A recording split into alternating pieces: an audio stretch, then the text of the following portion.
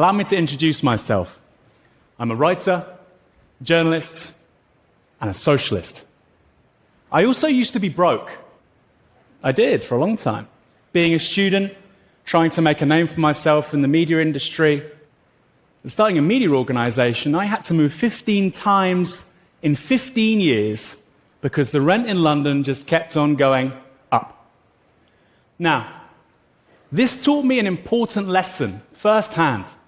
Namely, you can want to study public policy or astrophysics, you can want to make a name for yourself, you can want to do an honest day's work. But all of that is extraordinarily difficult if your mind is thinking about those unpaid bills, or knowing with the fullness of your heart that when you go to the cash point, it's going to respond insufficient funds. Now, while I was going through all of this, which I have to say happened for a little bit too long for my liking, I agreed with the ideas that I was reading from the liberal tradition, namely that individuals are uniquely placed to determine how their lives should unfold. Nobody else is. For everybody in this room, the best person to decide how your life should unfold is you. There's no higher authority, certainly not the state. But what was equally clear was that in the absence of access to certain resources, education, transport, healthcare and housing, that capacity for self-authorship is clearly limited for many people. We clearly live in a society where what we view as liberty, the pursuit of happiness, is limited for the majority of the global population. For many, it's illusory.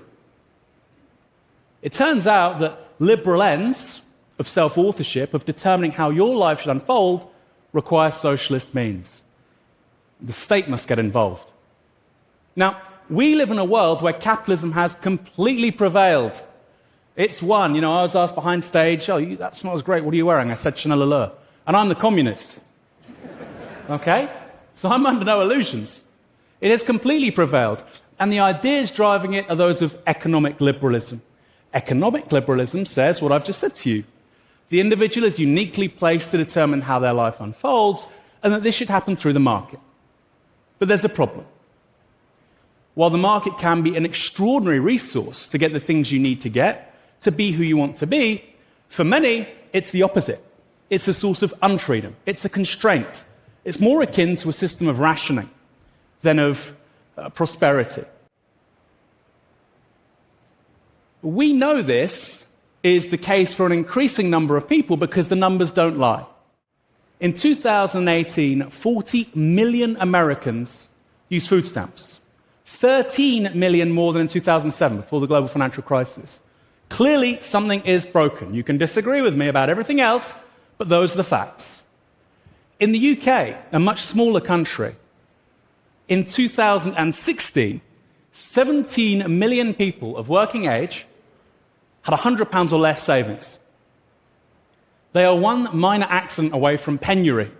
17 million people of working age. And on the thing that capitalism asks to be judged by, global growth, it says all this terrible stuff happens, inequality, and, we can have poverty, in-work poverty, whatever, but we've still got growth. Well, actually, the story isn't so great there either. Despite the rise of China, global growth is in secular decline. So to be clear, the global economy is still growing, but at a smaller, slower rate, decade on decade. 20 years ago, if you said the term lost decade, you were talking about Japan. My apologies to anybody here of Japanese heritage. Today, it's an appropriate term for much of the global economy, from Britain to Italy, South Africa to Brazil, as one lost decade becomes two. And it gets worse. This economic malaise we've seen over the last 15 years is shortly to be joined by the climate crisis, and then demographic aging, a crisis of elderly care. It turns out that the opening decades of the 21st century, as bad as they were for many, are merely the leading edge of a hurricane.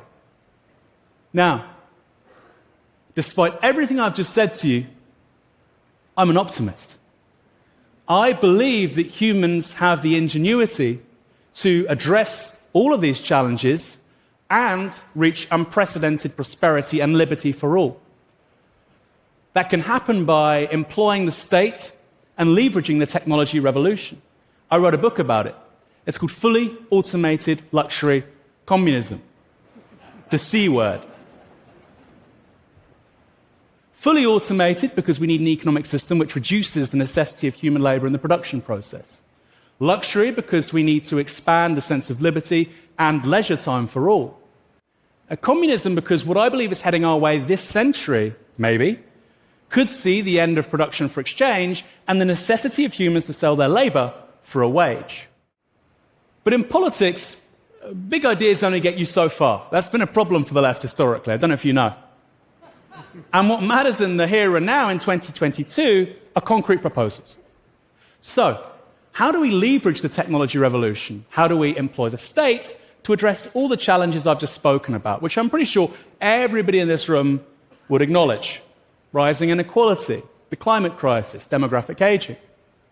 Well, for some, the answer is a universal basic income, a UBI. Now, despite being a millennial and still petrified whenever I look at my bank balance, I'm not a fan. And the reason is an affordable UBI is ineffective and an effective UBI is unaffordable. My proposal instead is universal basic services, UBS. These are services which are universally available, free at the point of consumption, and paid for through progressive taxation. A bit like the NHS in the UK. I propose 4 of these universal basic services: healthcare, housing, transport, and education. Why these 4? Housing. Well, because you can't focus on long-term problem solving or making something of yourself if you have to move every 12 months. Believe me, I know.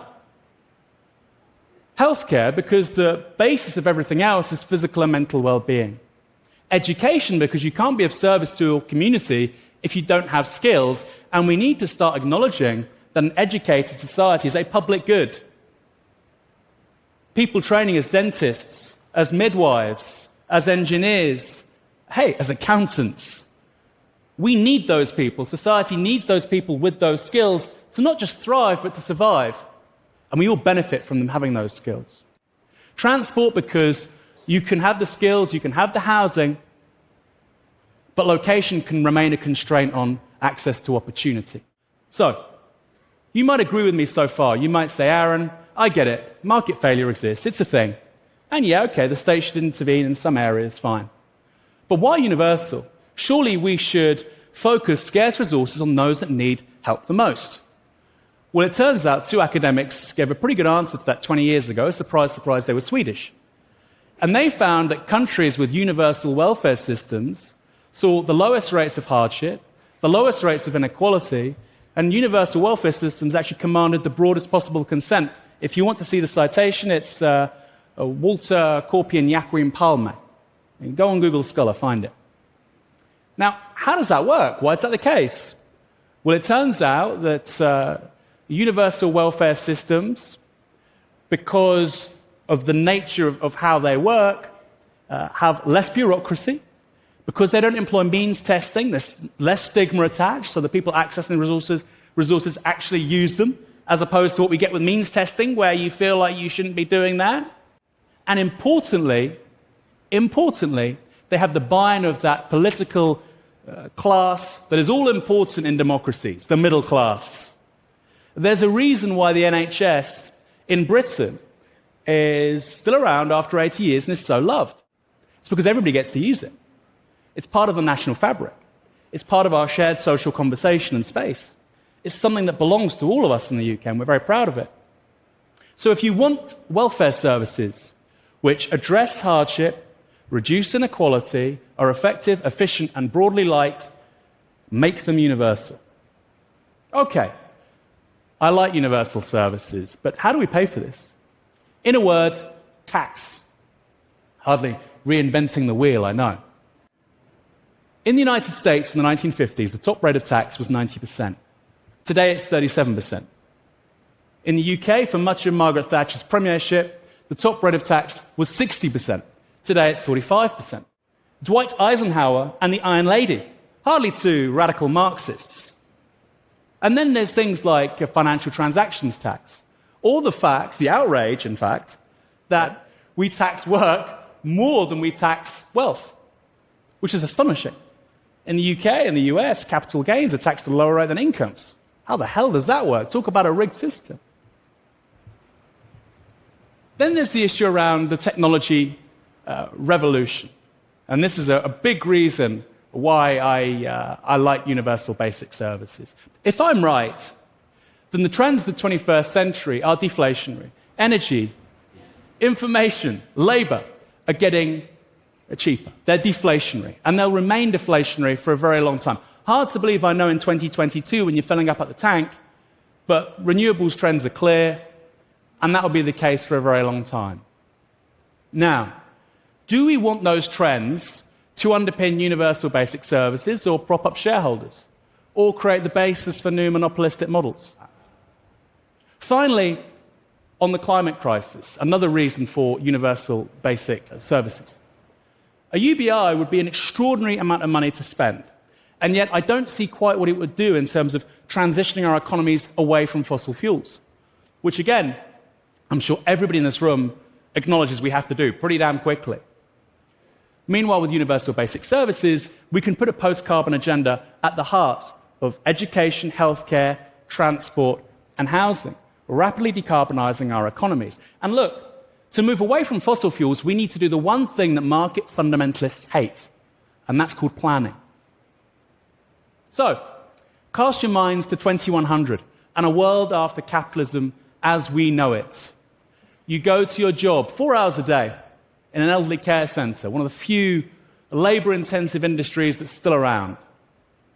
Afterwards, you go for lunch, you see your friends, you talk about taking that holiday in some rewilded forest somewhere, go see some bison and some bears, and you talk about wanting to study for that third college degree.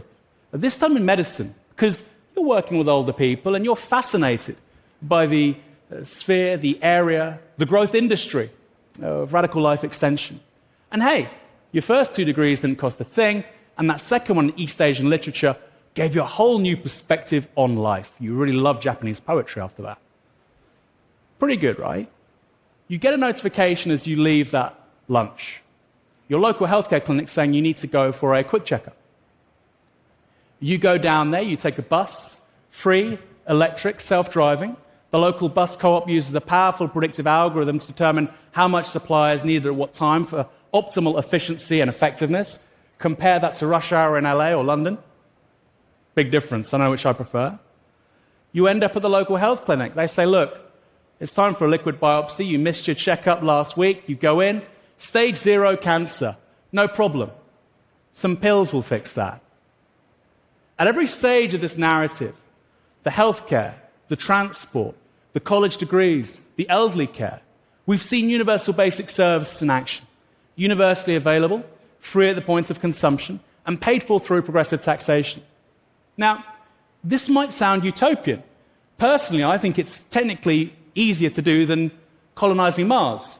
But our society somehow thinks differently. But it's not utopian. In fact, in many ways, this world resembles our own.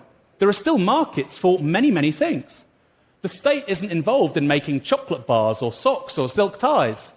But it is the central player in these 4 things we all need for liberty: housing, education, healthcare, and transport.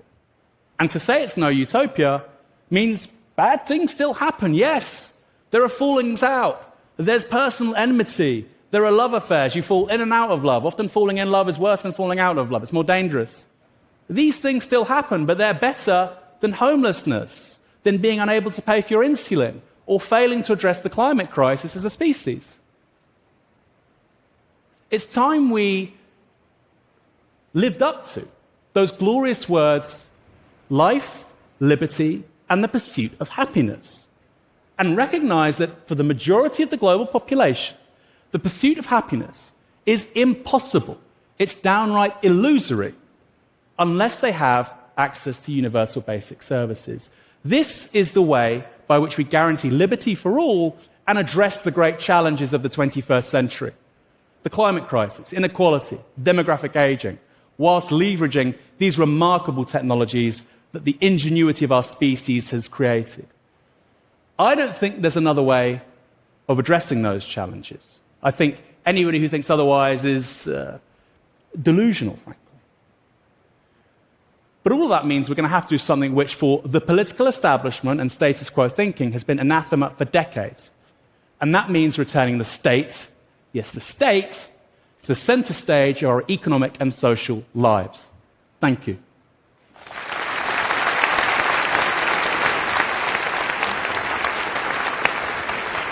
Thank you. Thank you, Aaron. I think we have a secret questioner somewhere in the form of Maya Bosnick, who is a public finance expert. She spoke recently at TED Women. Maya, what's your question? Yes, thank you very much. So my question is basically related to resistances. I work with public services, and I work towards making them more gender responsive, so I know a thing or two about resistances. So I wanted to ask you, what do you see as the biggest resistances, and in which one, or maybe some, of these four that you are mentioning? Thank you. Great question, thank you. For me, it's got to be housing, because particularly in the Anglo-American economies, we have a growth model built upon speculative investment in housing assets.